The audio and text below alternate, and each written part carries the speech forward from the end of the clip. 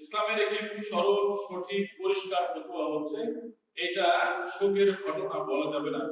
কারণ ইসলামে একজন নারী পুরুষ সকলের জন্য শুধুমাত্র স্ত্রী ছাড়া বাকিরা 3 দিনের বেশি কোনো ঘটনায় শোক প্রকাশ করতে পারবে না। কেউ মারা গেলে শোক কয়দিন? 3 দিন। কয়দিন? আওয়াজ করে বলুন কয়দিন? আমার বানানো কথা নয়, হাদিস শরীফের কথা, মাসআলা হচ্ছে শুধুমাত্র স্ত্রীর জন্য ব্যতিক্রম। এটা ব্যতিক্রম কেন? আবার একদিন আপনাদের বলবো, এটা আমার মনে থাকবে ইনশাআল্লাহ, আপনারা দোয়া করেন। কারণ তাদের জন্য এটা একটা সায়েন্টিফিক ব্যাখ্যা আছে, আলোচনা করতে কমপক্ষে 30 মিনিট লাগে। কেন তাদের ব্যাপারে একটি নির্দিষ্ট সময় 4 মাস পর্যন্ত শোক প্রকাশ করতে বলা হয়েছে স্বামী মারা গেলে? কারণ এখানে সন্তানের পরবর্তী বিবাহ যদি 4 মাসের মধ্যে হয়, তাহলে তার গর্ভে যে সন্তান আসবে পরবর্তী বিবাহে, সেই সন্তানটা কার এইটা প্রমাণ করার জন্য ডিএনএ টেস্ট করতে হবে। এইটা বিজ্ঞান তাই বলছে। রাসূল বলছেন 4 মাস, ইসলাম বলছে, কোরআন বলছে 4 মাস। কিন্তু কেন? এটা একটা ব্যাখ্যা আছে। কারণ 4 মাসের আগে ওই নারী তার পূর্বের স্বামী তার সাথে যে থাকা করছে তার জায়গা থেকে উনি সরে আসতে পারেন, এই জন্য 4 মাস তিনি বিবাহ বন্ধনে আবদ্ধ হবেন। এটি সায়েন্টিফিক ব্যাখ্যা। আরো ব্যাখ্যা আছে, একটু সময় নিয়ে বলতে বলে ভালো হবে। ওইখানে শুধুমাত্র বেশি সময় শোক প্রকাশ করা যাবে, অন্য কোথাও না। কাজেই কারবালা প্রান্তরে যে ঘটনাটা ঘটেছে অবশ্যই মর্মান্তিক, বেদনাদায়ক, আমাদের কলিজায় লাগছে। একজন মুমিন আশিকে রাসূল, রাসূলের উম্মত যারা আহলে বাইতকে শ্রদ্ধা ও ভালোবাসা প্রকাশ করে, তারা কোনোদিনই এই ঘটনা মেনে নিতে পারবে না। একথার অর্থ এই নয় যে আমরা শোকে হাই হোসেন বলে রাস্তায় রাস্তায় লাফালাফি করব। এটা আল্লাহ নবী নিষেধ করেছে। এই তাজিয়া মিছিল, মাতম করা, এটা এই যে শরীর থেকে রক্ত বের করা, এটা মুসলমানদের কাজ। এটা যারা করে তারা সঠিক কাজটি করছে। কি কাজ এখানে হলো সেটা আমরা জানি। এখানে যে কাজগুলো হয়েছে, আর এখন আলোচনাটা অন্যদিকে আবার টার্ন নিচ্ছে আমাদের দেশে, সেটি হচ্ছে এই ঘটনার মূল নায়ক ইয়াজিদ যে এই দুরাচারীপনা করলো, তাদেরকে আমরা এখন কতিপয় মানুষ, কতিপয় আলেম ওলামাদের মুখেও আপনারা জানেন, এই জন্য আলেম কার মুখ থেকে আপনি আলোচনা শুনবেন এটা নিষেধ করতে হবে। যারা ইয়াজিদের নামের পিছনে হাজারত লাগিয়ে দেয়, ইয়াজিদের নামের সামনে রাদিয়াল্লাহু আনহু লাগিয়ে দেয়, তাদেরকে আমাদের চিহ্নিত করা দরকার। কারণ কি? আহলে বাইত আপনাদের চেনা জানা আছে? আওয়াজ করে বলুন, আহলে বাইত চেনেন কারা? আল্লাহ নবী এখানে চাদর নিলেন, সেখানে হযরত সাইয়্যিদানা ফাতিমা যোহরা রাদিয়াল্লাহু তাআলা তিনি আসলেন, তাকে ডাকলেন। হযরত হাসান, হযরত হুসাইন রাদিয়াল্লাহু তাআলা আনহুমা তাকে ডাকলেন।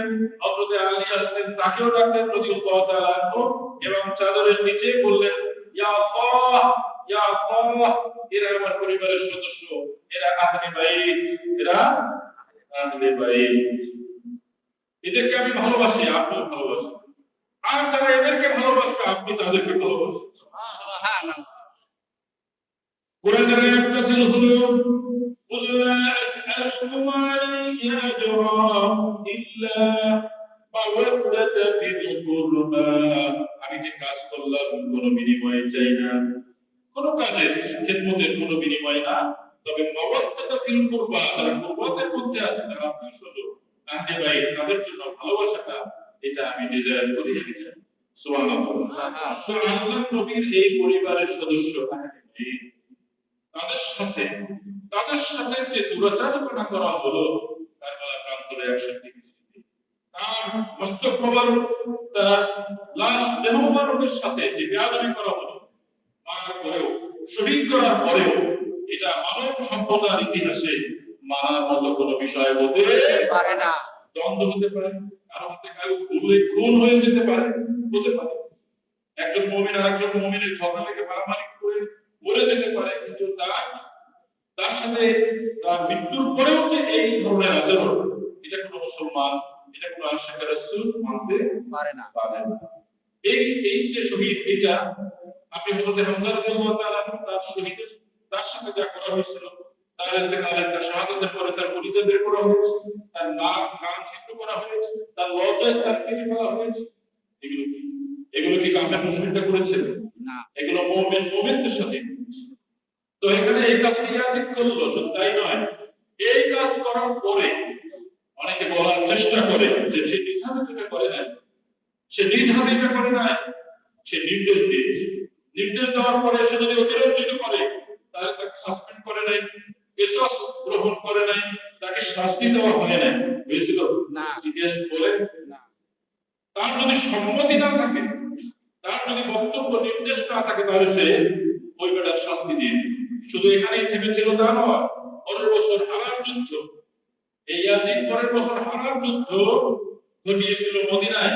মদিনার মসজিদে 3 দিন আযান হয় না, ইকামত হয় না। শুধু তাই নয়, হারার যুদ্ধের পর সেটা হারার যুদ্ধটা তো এমন যে লুটতরাজ প্রায় 10 লক্ষের মতো মুসলমানদের সেখানে হত্যা করা হয়েছিল, 10,000 দুঃখিত। তো এই যে ঘটনাটা ঘটানো হলো পরের বছর, তারপরের বছর কি ঘটনা ঘটানো, মক্কায় আক্রমণ করে, যদিও সেটা ইয়াজিদের মৃত্যুর বছর, আক্রমণ করে বাইতুল্লাহ আগুন জ্বালানো হলো। এবং শুধু তাই না, আমরা যে হাজারে আসওয়াদ চুম্বন করি, আপনারা কি দেখছেন হাজারে আসওয়াদ টুকরো টুকরো করা আছে? তার হামলায় এই হাজারে আসওয়াদ 3-4 টুকরায় পরিণত হয়েছে।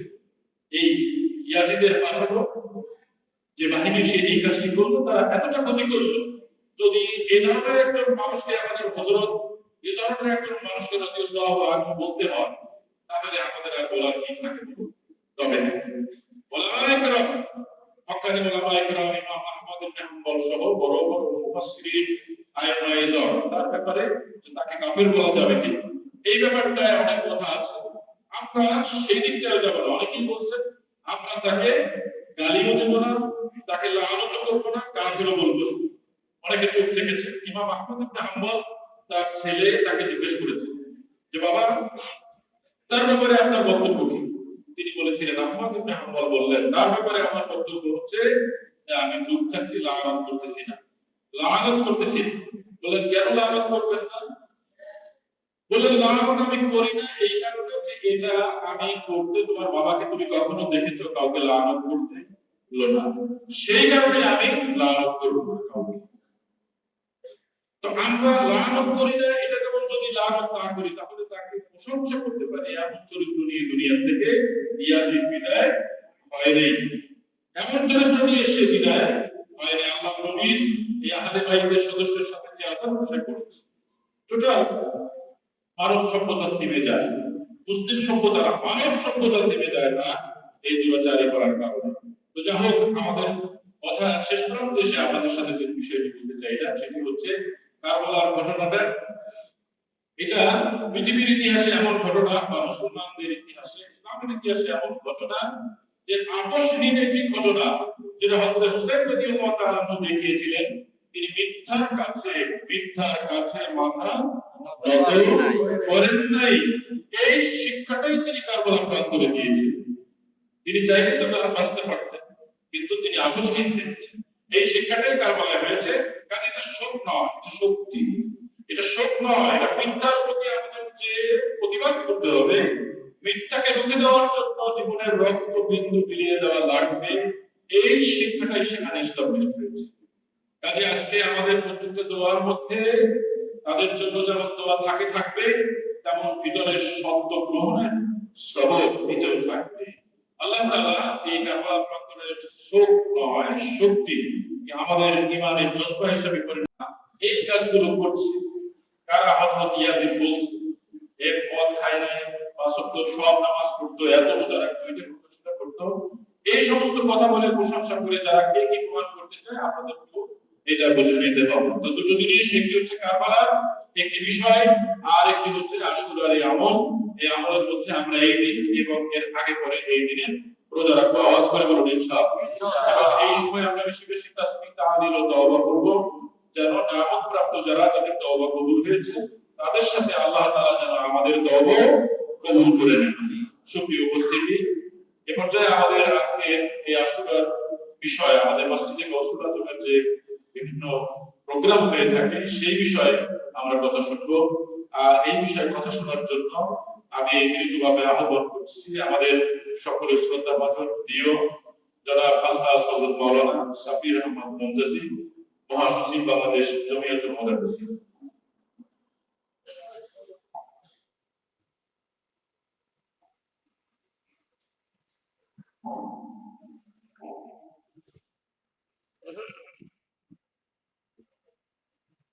اللهم انت السلام ومنك السلام، ربنا ظلمنا انفسنا وان لم تغفر لنا وترحمنا لنكونن من الخاسرين. رب العالمين من خدا محرم مشرف وسيله আমাদের আমল নামায় আপনি জারি করে দিন। আল্লাহ তাআলা এই মাসে আপনি কত মানুষের তওবা কবুল করেছেন, আমাদের তওবাও আপনি কবুল করেন। আল্লাহ তাআলা এই মাসে অসংখ্য নবী রাসূল ওলি আউলিয়াদের কে আপনি নিয়ামত দান করেছেন, আমাদেরকে আপনি নিয়ামত দান করুন। আল্লাহ তাআলা নিয়ামত প্রাপ্তদের সাথে আপনি আমাদের নামগুলো অন্তর্ভুক্ত করে নিন। রব্বুল আলামিন মেহেরবান খোদা, নবী পরিবার, আহলে বাইতের সদস্য হযরত হাসান হুসাইন রাদিয়াল্লাহু তাআলা সহ আল্লাহ তাআলা সকলের উপরে আপনি খাস রহমত নাযিল করুন। জান্নাতুল ফিরদাউসের মেহমান বানাই দিন। মসজিদে গাউসুল আজম এবং মুসল্লিদেরকে আপনি কবুল মঞ্জুর করুন। সকলের মনের নেক মাকসাদ পূরণ করুন। আল্লাহ তাআলা 10 মহররমের যে মাহফিল অনুষ্ঠিত হবে, আল্লাহ আপনি দয়া করে মেহেরবানি